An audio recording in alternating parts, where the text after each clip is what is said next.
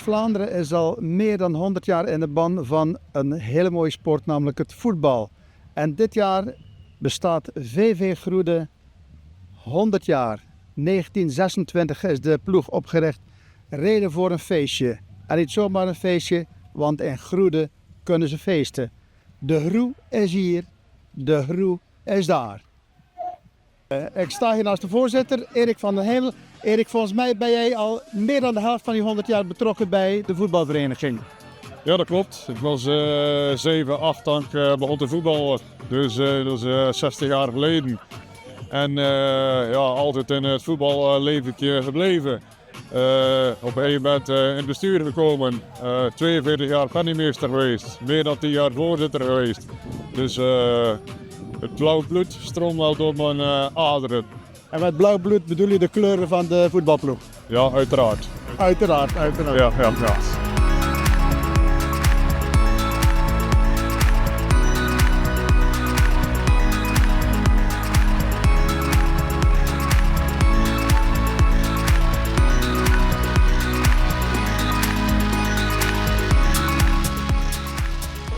Ik sta hier naast Arno. Arno, VV Groede, een bloeiende voetbalclub.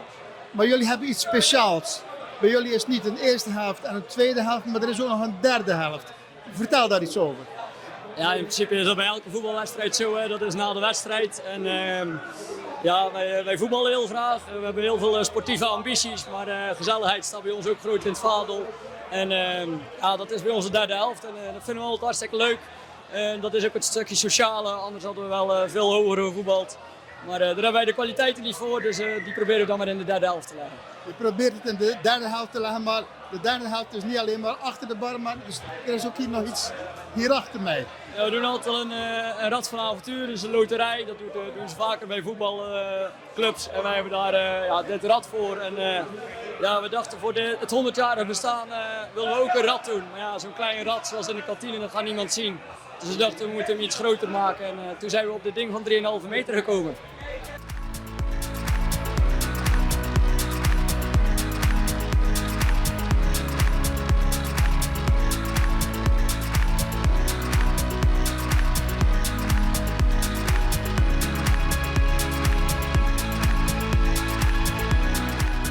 Ik sta hier naast Bram. Bram is geboren en getogen in De Groe.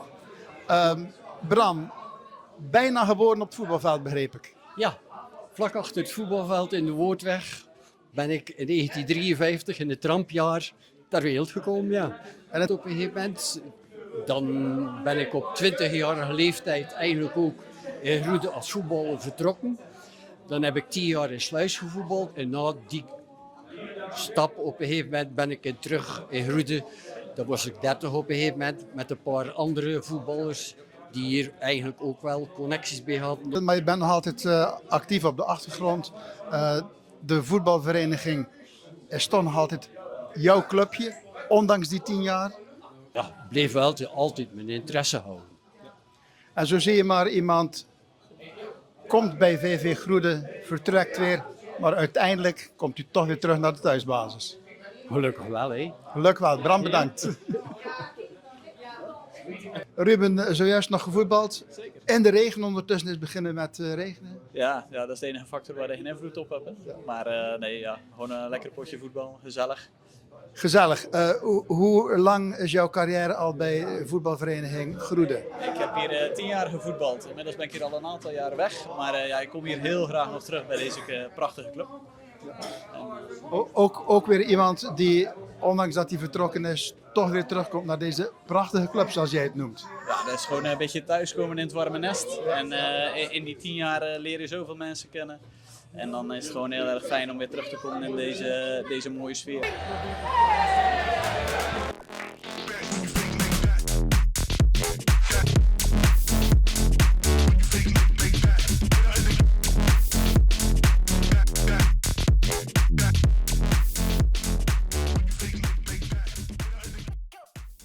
Ja, beste leden. Leden, vrijwilligers, supporters en iedereen die VV Groede een warm hart toedraagt. Van harte gefeliciteerd met het 100-jarig bestaan van voetbalvereniging Groede. Een eeuw voetbal in de groep. Dat is een bijzondere mijlpaal. Een mijlpaal waar u terecht trots op mag zijn. En dat ben ik ook. Zonder hen geen VV Groede. Namens het gemeentebestuur van de gemeente Sluis wil ik iedereen die betrokken is bij VV Groede bedanken voor alles wat u betekent voor de leefbaarheid en de verbondenheid in Groede. Verenigingen zoals deze zijn onmisbaar voor onze dorpen. Ik wens jullie een hele mooie, zonnige, sportieve toekomst toe. En ik zou zeggen, op naar de volgende 100 jaar van VV Groede. Van harte proficiat nogmaals. Namens de KNVB wil ik de VV Groede feliciteren met het 100-jarig bestaan. Over het ontstaansgeschiedenis van de vereniging is een jaar of 10 geleden een prachtig mooi boekje gemaakt. En daarin staan een heleboel anekdotes over het verleden. Jacques van der Hoofd zei het van de week heel kenmerkend in de krant.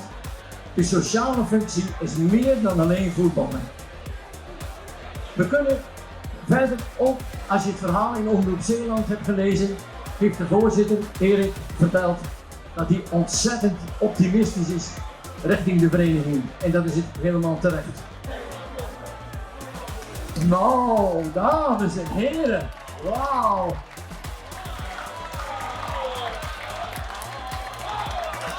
Prachtig, hè? Ja, zeker.